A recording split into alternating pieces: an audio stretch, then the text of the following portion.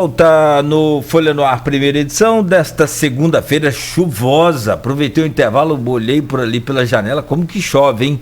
É aquela chuvinhazinha que molha para valer mesmo. Voltamos ao vivo, né? E deve permanecer assim durante todo o dia de hoje até amanhã no feriado, né? Do dia de Nossa Senhora Aparecida e também o Dia das Crianças.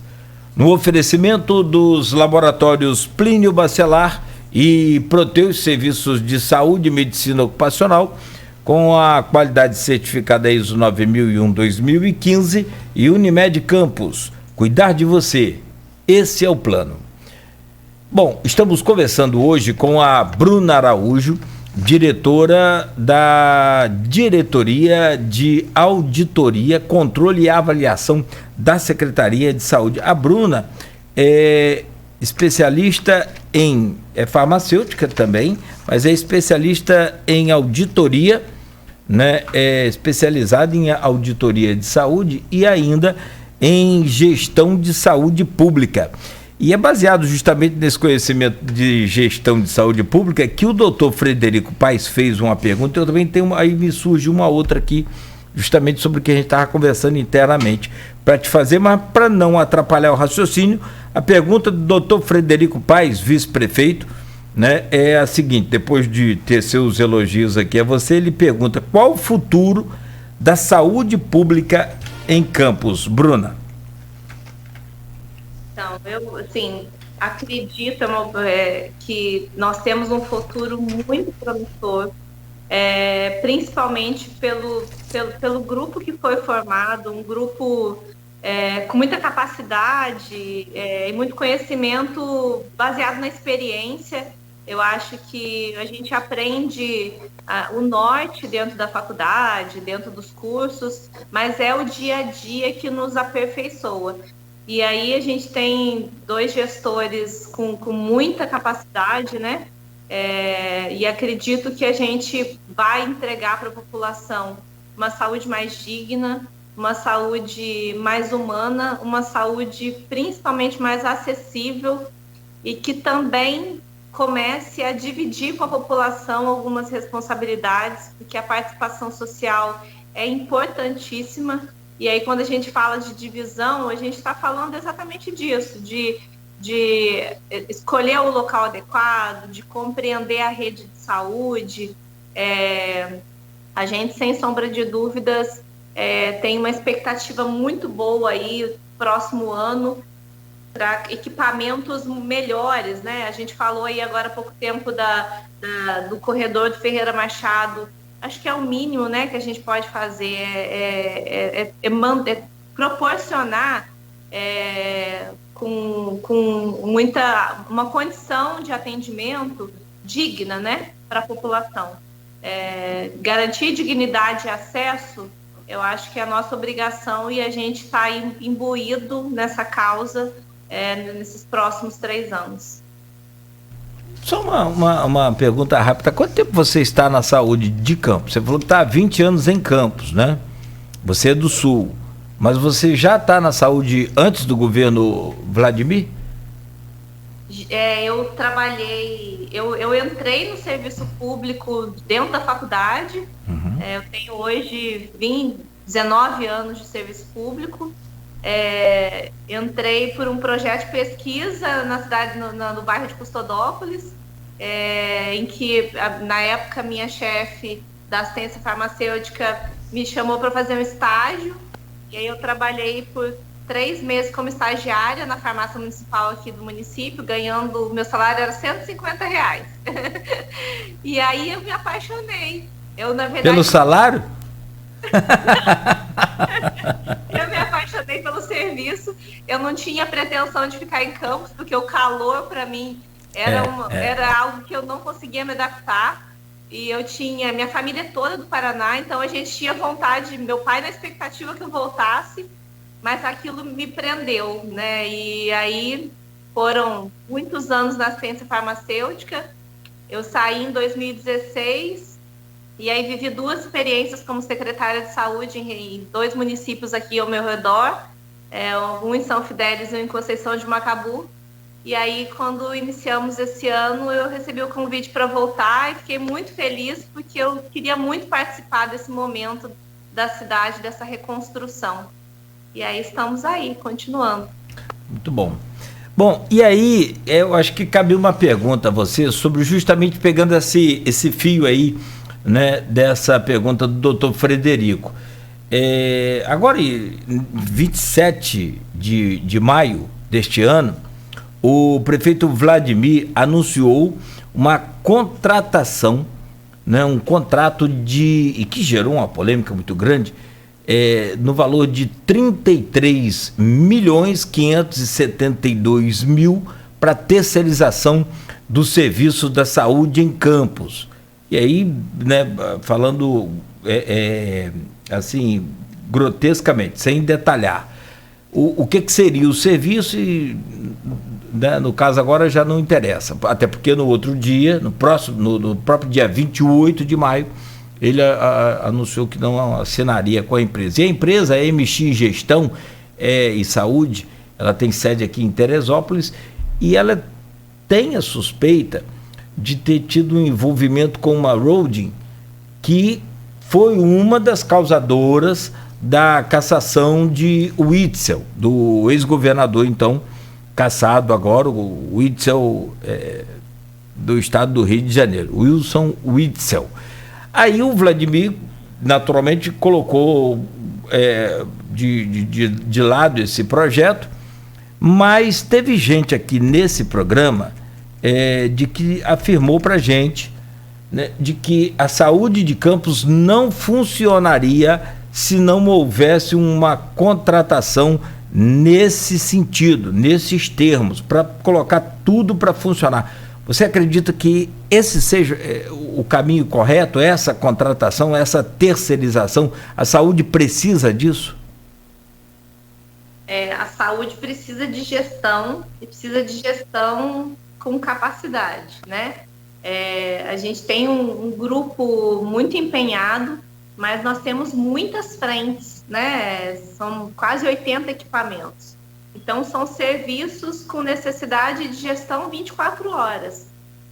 A gente, no início do ano, ainda com aquela demanda muito permanente do Covid, né, que tirou todo o nosso foco do restante, não só o município de Campos, mas a maioria dos municípios viveu a grande dificuldade de recursos humanos, com experiência e capacidade, porque esse paciente Covid é um paciente grave, um paciente que necessita de um grupo com uma especialidade maior, né? Tem que ser um médico que esteja atuando dentro de uma UTI, um enfermeiro, um técnico de enfermagem, um fisioterapeuta.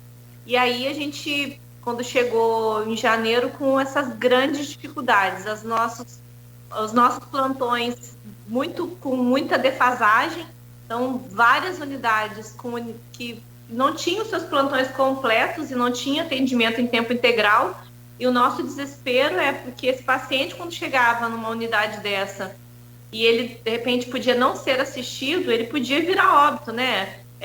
O que mais se divulgou nas mídias e redes sociais desde o início da pandemia era aquela necessidade de entubar precocemente e de intervir naquele momento em que você estava com a saturação muito baixa. Então, a gente viveu uns 2, 3 meses com muita dificuldade. Nós tínhamos necessidade de abrir novos leitos, de ampliar o serviço, e nós não tínhamos recursos humanos para isso. O Ministério da Saúde e o Estado foram muito parceiros com relação a recurso, com relação ao Covid. Então, esse custo muito elevado, né? Só para a gente ter uma ideia, um leito de UTI, ele custa uma diária em Campos em torno de R$800. Um leito de UTI Covid, ele foi ampliado. O Ministério da Saúde falou, olha, não dá para ser 800, tem que ser pelo menos 1.600. E aí, esse custo desse leito, ele é de aproximadamente 3.500 dia. Então, além da gente ter que ter um gestor que gerisse os seus insumos muito bem e que mantivesse aquela unidade plenamente sendo atendida, nós tínhamos um grande problema com recursos humanos. Nós não tínhamos profissionais suficientes para atender nosso plantão e, principalmente, a gente tem uma briga de mercado grande, tivemos uma briga de mercado muito grande nesse período do Covid, que é todo mundo contratando e oferta de salários muito diferentes. Então, como é que a administração pública atua nesse momento em que ela tem que contratar? Nem sempre ela vai conseguir contratar pelo valor que ela já paga os seus funcionários. Ela vai ter que, às vezes, ofertar um pouco mais para ter a garantia desse profissional ali. E como fazer isso se não fosse através de uma instituição jurídica, né? De uma contratação jurídica. Então, o principal ponto de necessidade dessa contratação de um grupo de gestão, de uma terceirização de gestão, era por conta dessa defasagem de recursos humanos. Muitos profissionais afastados, foram inúmeros, né? A gente não consegue, eu não consigo numerá-los aqui, mas eu acredito que em torno de 30% desses profissionais afastados, muitos profissionais contaminados. Então, a gente tinha uma rotatividade muito grande no serviço, né? A gente tinha, às vezes, uma equipe inteira de um plantão contaminada, tendo que ficar afastada 14, 15 dias. E como que se contrata na administração pública tão rapidamente, se não for através de uma pessoa jurídica, né?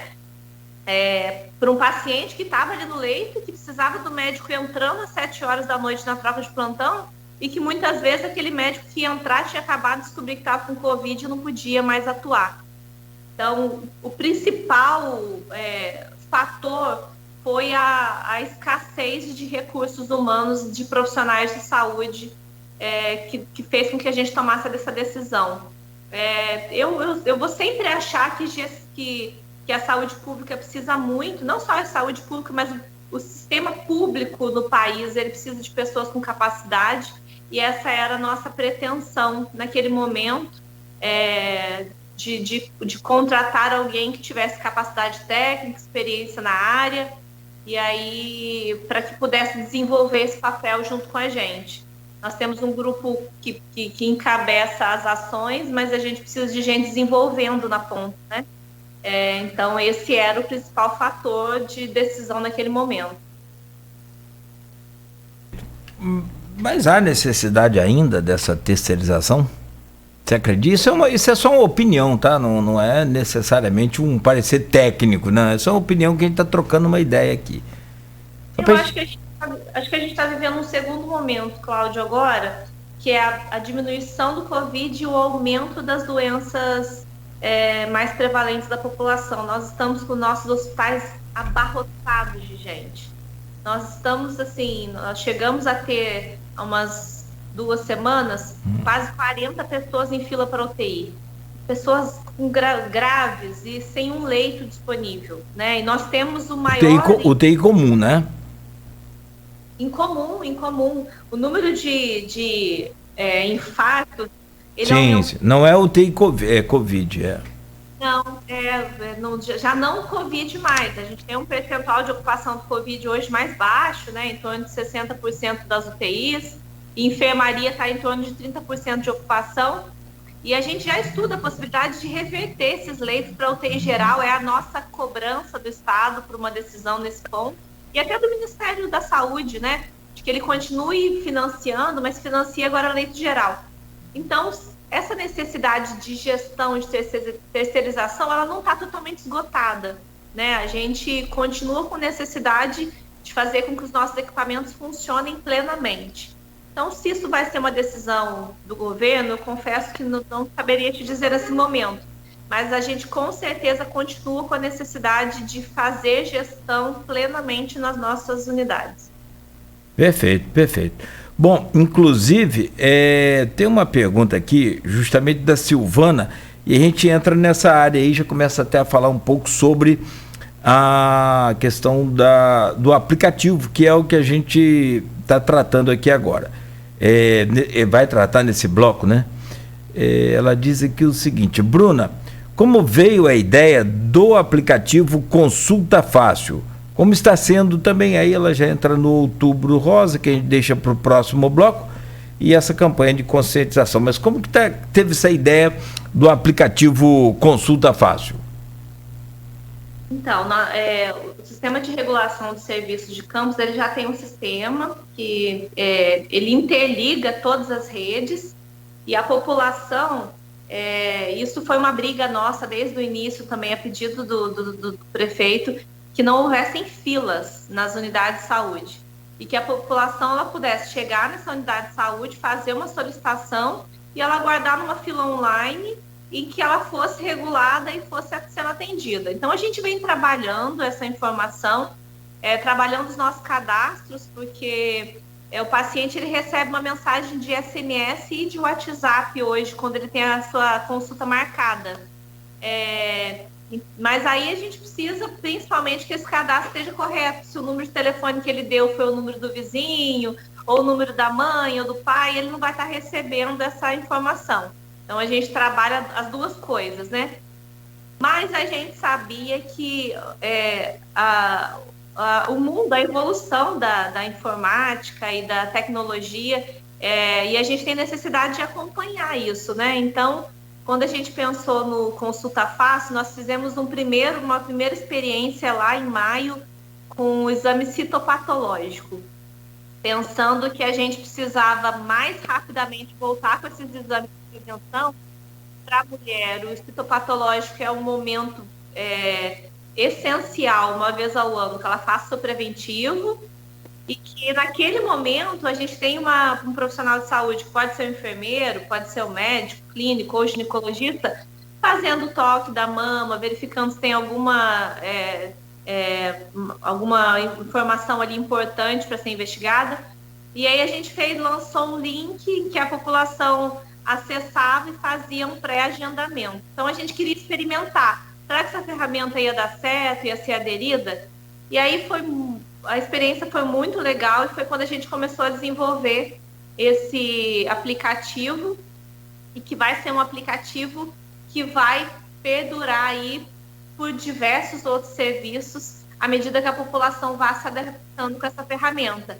Então, a intenção era fazer com que as pessoas tivessem acesso às vagas com mais facilidade dentro daqueles serviços que ela não precisa de alguns critérios, ela não precisa de uma definição.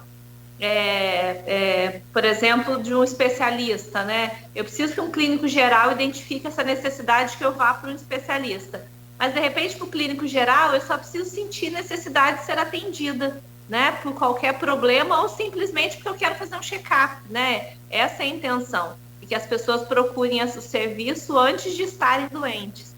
Então, o Consulta Fácil veio com essa necessidade, ampliar o acesso da população aos serviços com maior oferta dentro do município.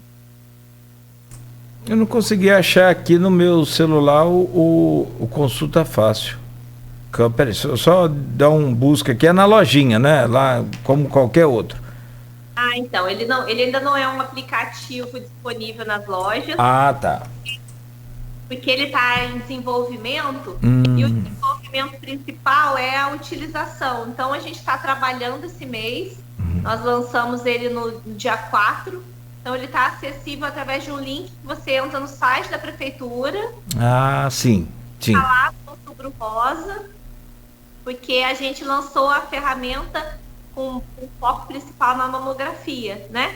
Então, quando você clica, você vai entrar. E aí a gente tem esse período de 30 dias para a gente ir criticando a utilização, né? Então, à medida que que a população entra, que a gente vai sentindo a necessidade de aprimorar essa ferramenta, que a gente provavelmente, até o mês que vem, a gente já tem ele para ser baixado, para você ter um ícone no seu celular que você vai acessar a qualquer momento. Dentro do aplicativo. Houve uma época, se não me falha aqui, a Rosinha ainda era prefeita de Campos e o secretário era o Paulo Irano.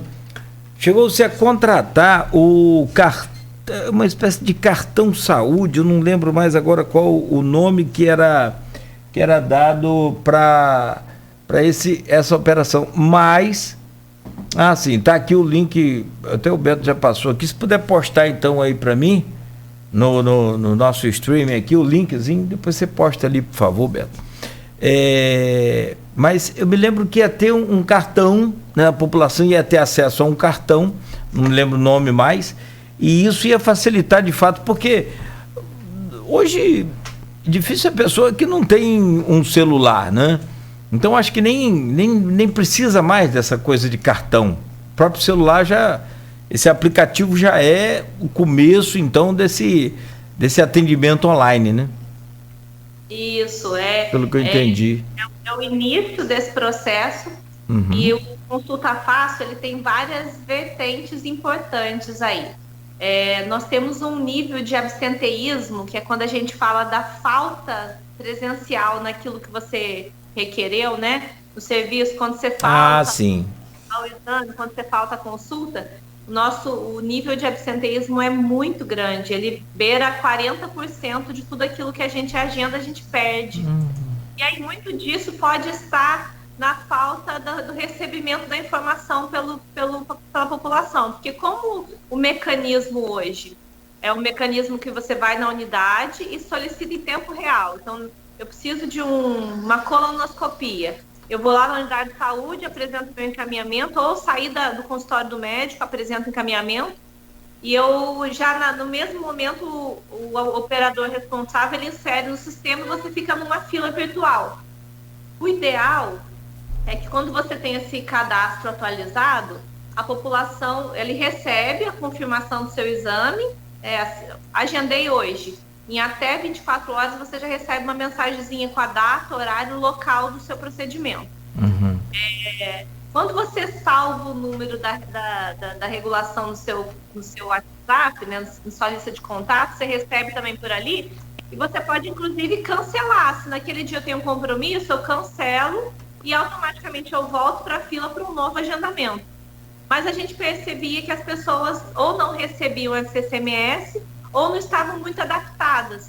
E também não voltavam na unidade de saúde para saber se o seu exame já estava agendado. Então, o Consulta Fácil veio com essa intenção também. Quando você faz o seu cadastro, e não só as mulheres desse mês podem fazer como qualquer outra pessoa, você pode entrar lá, faz o seu cadastro. Se você já foi atendido alguma vez pelo SUS, ele já puxa os seus dados. Você, inclusive, pode entrar lá e atualizar seu endereço, atualizar telefone de contato, coloca um e-mail ou não, que não é obrigatório, atualiza a documentação sua ali, e aquilo primeiro vai servir para a gente ter um banco de dados real, que permite a gente trabalhar a saúde. Então, eu vou saber qual é a população que eu tenho naquele bairro, qual o percentual de idoso. Então, essas informações do sistema, elas são muito proveitosas para os equipamentos.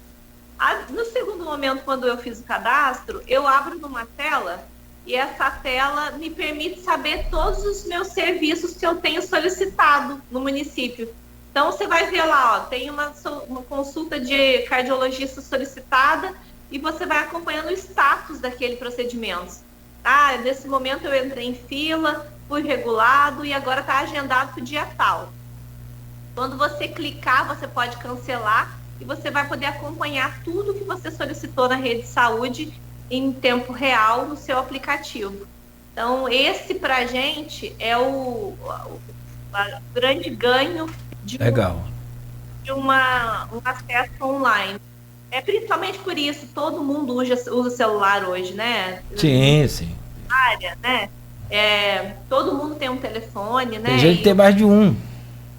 E hoje, com o acesso à internet também muito facilitado, então a gente ficou imaginando por que não aproveitar essa tecnologia para a gente trazer mais próximos serviços que a gente precisa que a população faça, como é o caso da mamografia, que a gente quer muito que todas as mulheres façam a mamografia. Então, por esse motivo, se ela tiver um acesso mais fácil, de repente ela vai agendar, ela nem estava pensando em fazer, e aí ficou tão fácil fazer que ela falou, deixa eu marcar aqui então para me aproveitar essa oportunidade. Não, esse assunto é que a gente vai fazer uma pausa rápida agora. Você desculpa, eu estou olhando aqui para cima, se você percebeu aí, e quem está também nos acompanhando pelo stream, é porque a gente está ininterruptamente tendo aqui piques de energia desde de quase 7h30 da manhã, né, por conta de, talvez da chuva, não sei. A Enel, né, sempre faz esse tipo de situação com a gente, principalmente quando chove aqui no centro, é muito complicado. Você desculpa, eu tô olhando porque tá parecendo até boate no fim de semana sem pandemia. Tá piscando toda hora, o no break segura aqui, mas a gente fica muito preocupado. Bom, deixa eu fazer o seguinte, são 8h40, vamos entrar então nessa questão do Outubro Rosa. Tem muita pergunta sobre isso, a gente quer saber, e aí você já adiantou muito um assunto dos mais importantes, que é sobre essa questão justamente da consulta, porque todo ano eu ouço muitas reclamações, vejo algumas postagens até reclamando: a campanha é muito bonita, mas eu chego lá não tem o médico, eu chego lá não tem a consulta. Então vamos falar sobre isso no próximo bloco, se esse ano vai ser diferente. Me parece que já tem, a prefeitura separou 7.500 exames. Eu quero saber se são só esses, ou se são esses exames, tem possibilidade de aumentar. Enfim, se esses já atendem, tem muito assunto para a gente falar, e a importância dos cuidados, não só no mês de outubro, mas em todos os meses, com a prevenção ao câncer de mama, que é um dos que mais mata no mundo inteiro, né? E que talvez por um simples exame, um exame em casa e até a complementação de um exame profissional, pode ser descoberto a tempo e tratamento com 100% de eficácia. Mas me aguarde um instante, me permita aqui um rápido intervalo para que a gente possa então falar sobre o Outubro Rosa aqui neste programa de hoje. Oferecimento dos laboratórios Plínio Bacelar, Proteus Serviços de Saúde e Medicina Ocupacional, com a qualidade certificada ISO 9001-2015, e também no oferecimento de Unimed Campus. Cuidar de você, esse é o plano. Voltamos em instantes com a Bruna ao vivo aqui conversando conosco, a Bruna Araújo, falando ao vivo aqui no Folha no Ar.